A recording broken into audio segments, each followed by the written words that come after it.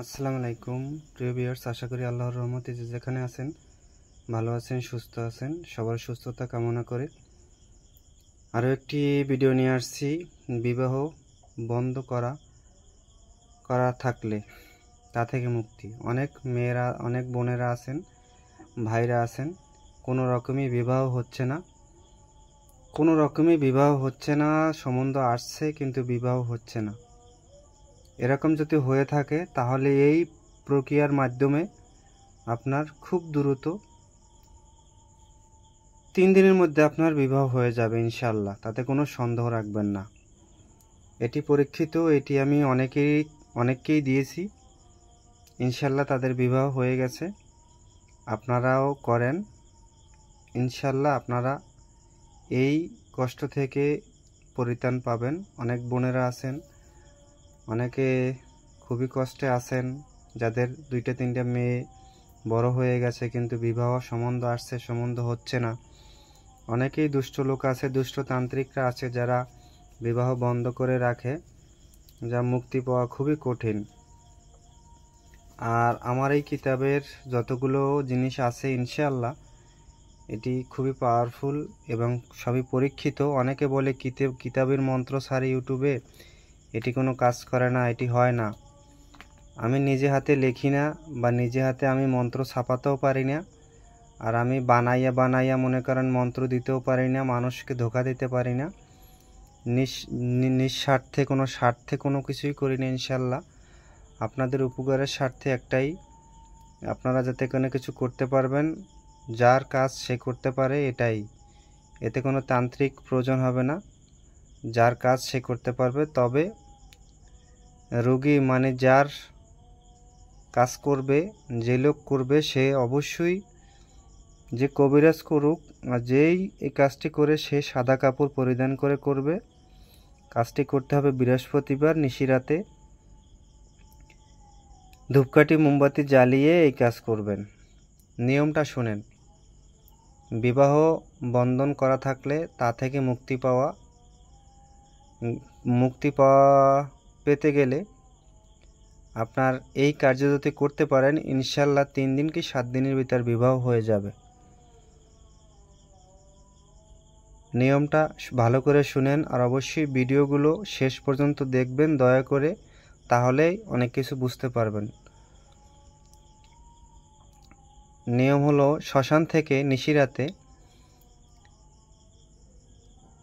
পূর্ণিমা তিথিতে, মনে রাখবেন তিথি লাগবে পঞ্জিকে দেখে, পূর্ণিমা তিথিতে কয়লা সংগ্রহ করবেন, কবরস্থান থেকে মাটি সংগ্রহ করবেন। এরপর যার জন্য করা হবে তার ব্যবহারকৃত কাপড়ের উপরে এই নকশাটা অঙ্কন করবেন, জাফরান, কুমকুম এবং শ্মশানের কয়লা দ্বারা অঙ্কন করবেন। তা 3টা এবং কবজগুলোর উপরে মাটি রেখে নিচের দোয়াটি 149 বার পাঠ করে 3টা পুটুলি মানে 3টা নকশা আঁকবেন, 3টা পুটুলি আকারে বাঁধবেন। রোগীর মা কপালে ছোঁয়াইয়া একটা শ্মশানে গাড়বেন, আর একটা কবরস্থানে গাড়বেন, আর একটা রোগী যেখানে থাকে সেই থাকার ঘরে যদি পাকা করা হয় তাহলে নিচে রাখলেও হবে। একটা পুটুলি দিয়ে পরে ভোজপাতায় আর একটা নকশা ওই কালি দিয়ে অঙ্কন করবেন। 3টা নকশা আগে অঙ্কন করবেন, তারপরে আরও একটা নকশা অঙ্কন করবেন।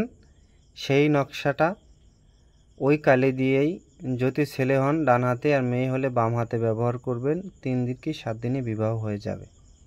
আশা করি সবাই বুঝতে পারছেন। না বুঝে থাকলে অবশ্যই কমেন্ট করবেন, আমি বলার চেষ্টা করব। নিয়মটা আমি আবার বলছি।